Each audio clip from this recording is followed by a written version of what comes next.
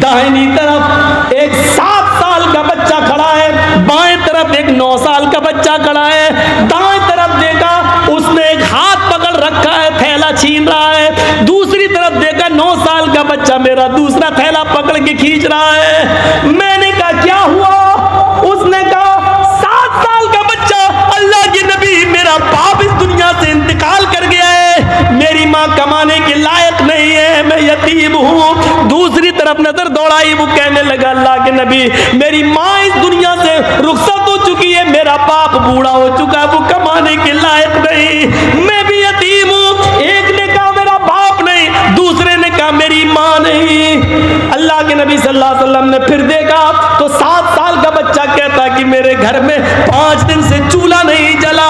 बाएं तरफ देखा तो वो कह रहा कि मेरे घर में 7 दिन से चूल्हा नहीं जला। हाथों की गिरफ्त ढीली पड़ गई। आपने कहा बेटे ये थैला तुम ले जाओ। दूसरा थैला आपने लिया और कहा बेटे ये तुम ले जाओ। दोनों बच्चे अपने सर पर थैला लाद कर ले जा रहे हैं। अल्लाह के नबी सल्लल्लाहु अलैहि वसल्लम उनको देख रहे हैं और उस वक्त तक उन दोनों बच्चों को देखते रहे जब तक कि वो दोनों बच्चे नबी की आंखों से ओझल। यतीमी का दर्द मैंने देखा है आयशा, जब मुझे मेरे दादा ने पाला और जब मैं 8 साल का हुआ तो मेरा दादा भी मुझे छोड़ के चला गया।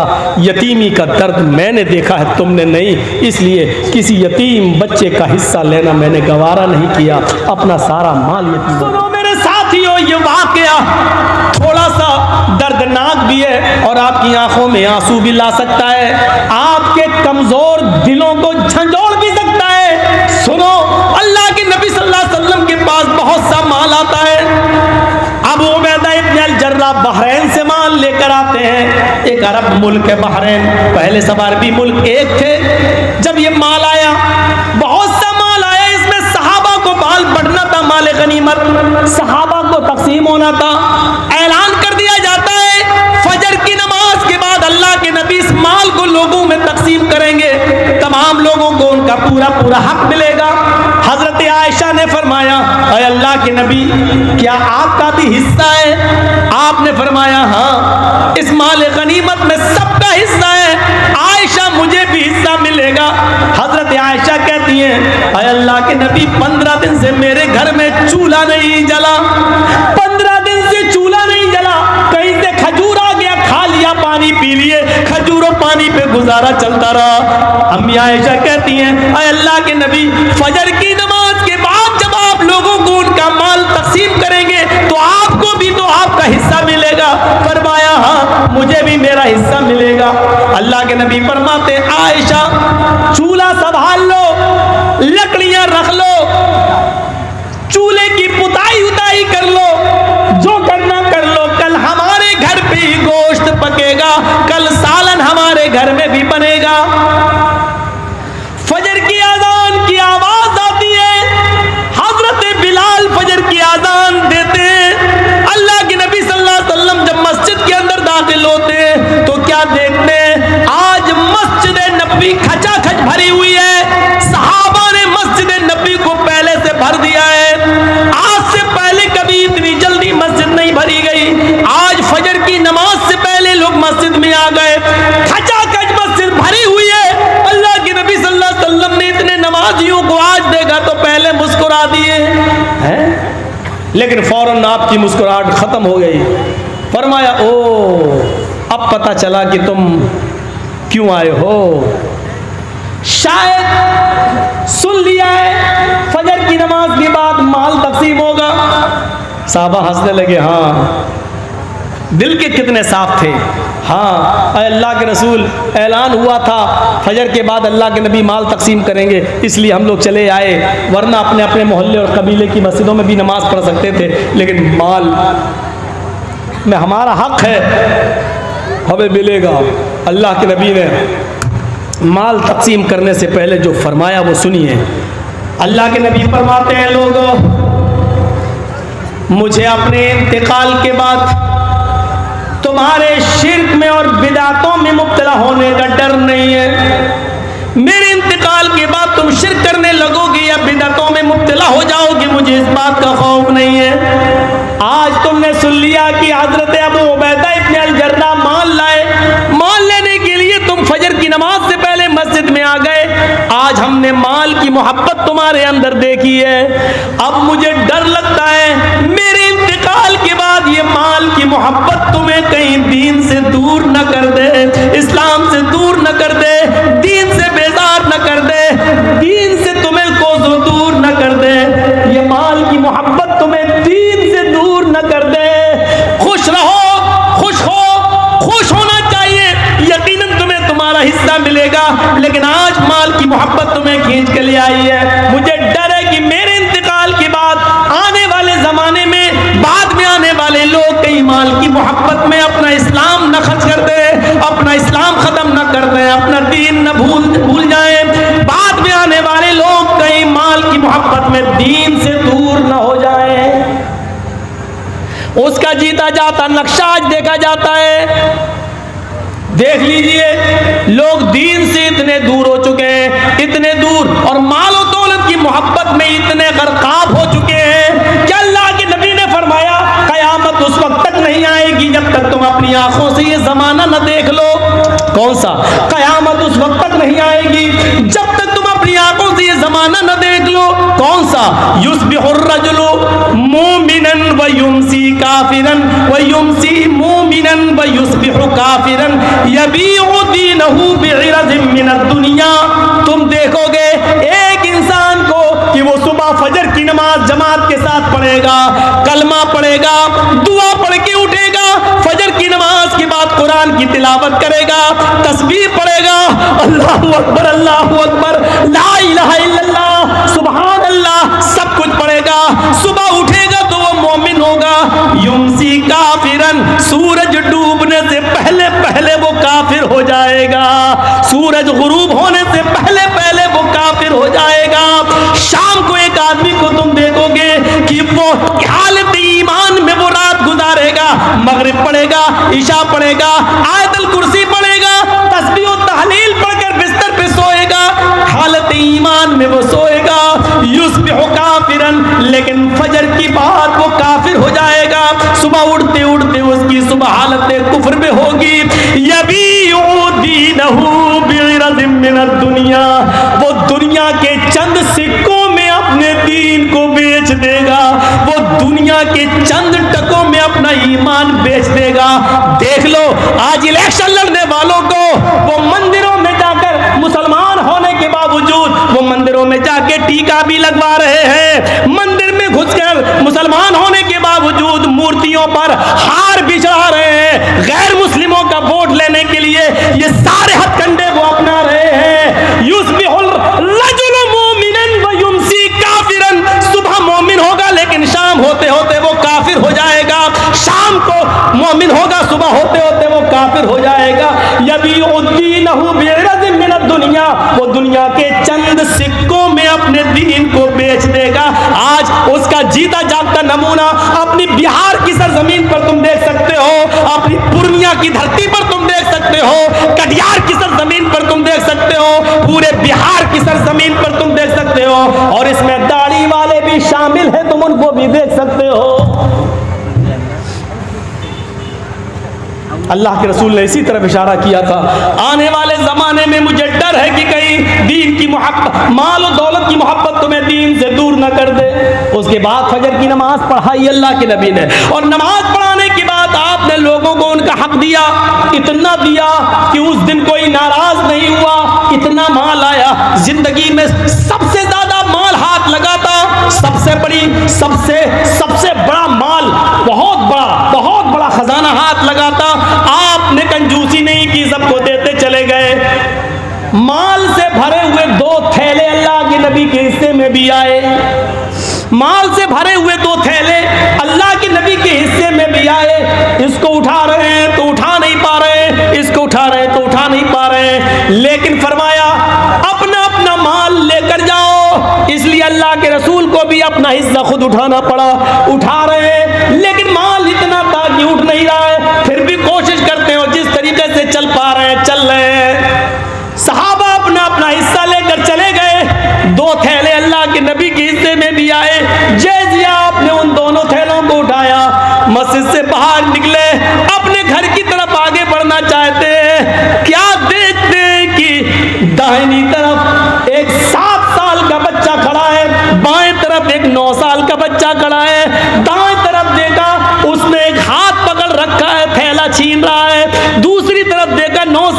बच्चा मेरा दूसरा थैला पकड़ के खींच रहा है। मैंने कहा क्या हुआ? उसने कहा 7 साल का बच्चा, अल्लाह के नबी मेरा बाप इस दुनिया से इंतकाल कर गया है, मेरी माँ कमाने के लायक नहीं है, मैं यतीम हूँ। दूसरी तरफ नजर दौड़ाई, वो कहने लगा अल्लाह के नबी मेरी माँ इस दुनिया से रुखसत हो चुकी है, मेरा बाप बूढ़ा हो चुका है, वो कमाने के लायक नहीं, मैं भी यतीम हूँ। एक ने कहा मेरा बाप नहीं, दूसरे ने कहा मेरी माँ नहीं। अल्लाह के नबी सल्लल्लाहु अलैहि वसल्लम ने फिर देखा तो 7 साल का बच्चा कहता कि मेरे घर में 5 दिन से चूल्हा नहीं जला। बाएं तरफ देखा तो वो कह रहा कि मेरे घर में 7 दिन से चूल्हा नहीं जला। हाथों की गिरफ्त ढीली पड़ गई। आपने कहा बेटे ये थैला तुम ले जाओ। दूसरा थैला आपने लिया और कहा बेटे ये तुम ले जाओ। दोनों बच्चे अपने सर पर थैला लाद कर ले जा रहे हैं। अल्लाह के नबी सल्लल्लाहु अलैहि वसल्लम उनको देख रहे हैं और उस वक्त तक उन दोनों बच्चों को देखते रहे जब तक कि वो दोनों बच्चे नबी की आंखों से ओझल नहीं हो गए, वो दोनों बच्चे नबी की आंखों से दूर नहीं हो गए। अल्लाह के नबी उन दोनों बच्चों को देखते रहे। जब वो खुद ओझल हो गए तब आप घर गए, दरवाजे को दस्तक दी। अम्मा आयशा ने दरवाजा खोला, हंसते हुए देखा है। अल्लाह के नबी ने कहा अस्सलामु अलैकुम। आयशा जवाब देती है वालेकुम अस्सलाम। अल्लाह के रसूल मेरे शौहर मेरे सरताज खाली हाथ गए, खाली हाथ वापस। आप तो अपना हिस्सा लाने वाले थे, क्या हुआ? आयशा इधर आओ, बिस्तर पर बैठ जाओ। बैठ गई।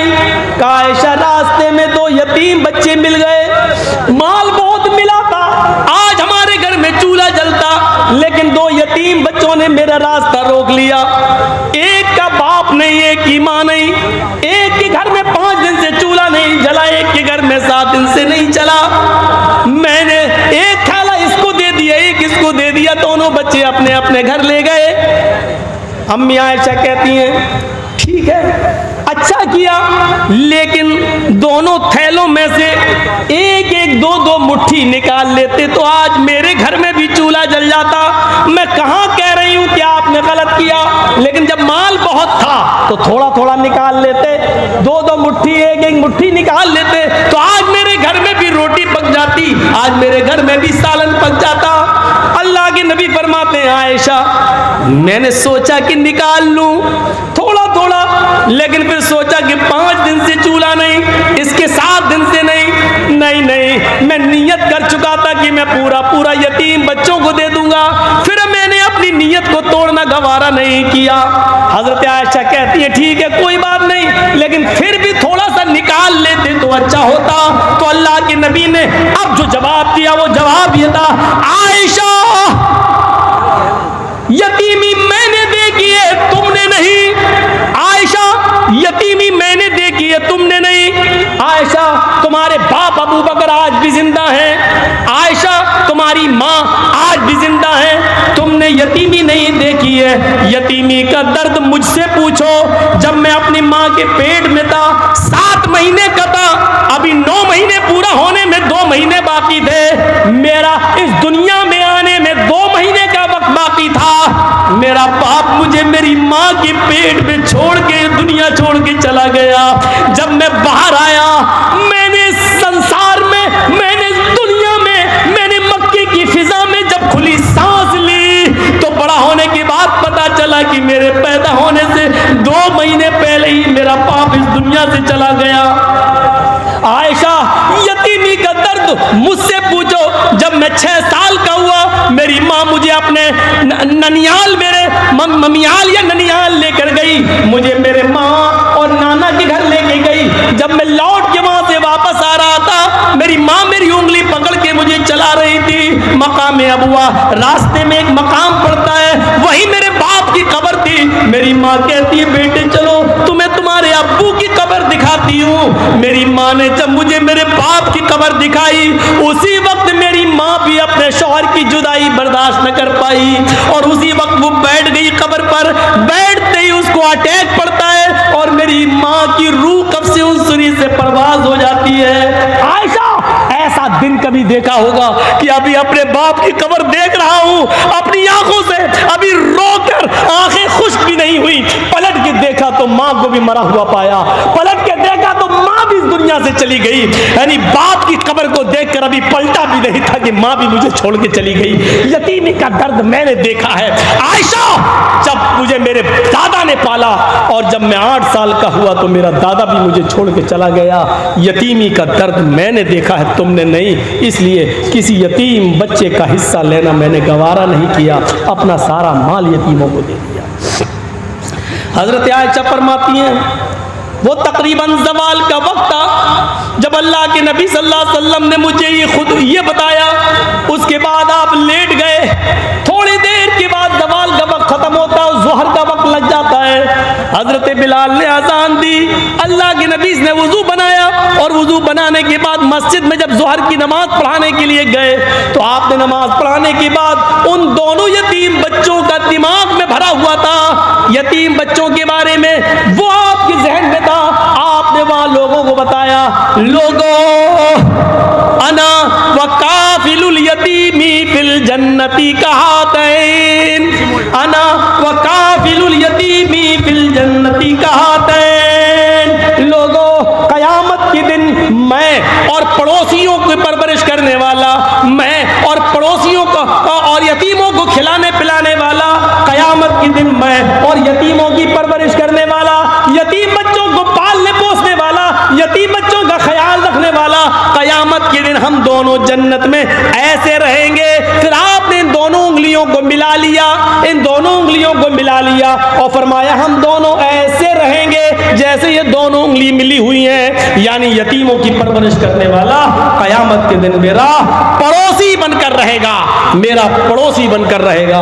तो मेरे भाइयों, एक रास्ता ये भी है जन्नत में जाने का, यतीमों की परवरिश की जाए, यतीमों को खिलाया पिलाया जाए, यतीमों के सर पे हाथ फेरा जाए, यतीम बच्चों को ढूंढा जाए, यतीम बच्चों को तलाश किया जाए, उन यतीम बच्चों की परवरिश का अलग इंतजाम कर दिया जाए, तो ये जन्नत में जाने का एक रास्ता है और कामयाब मोमिन की एक पहचान ये है। कहां है हमारे पास? एक रास्ता बताया अल्लाह के नबी ने,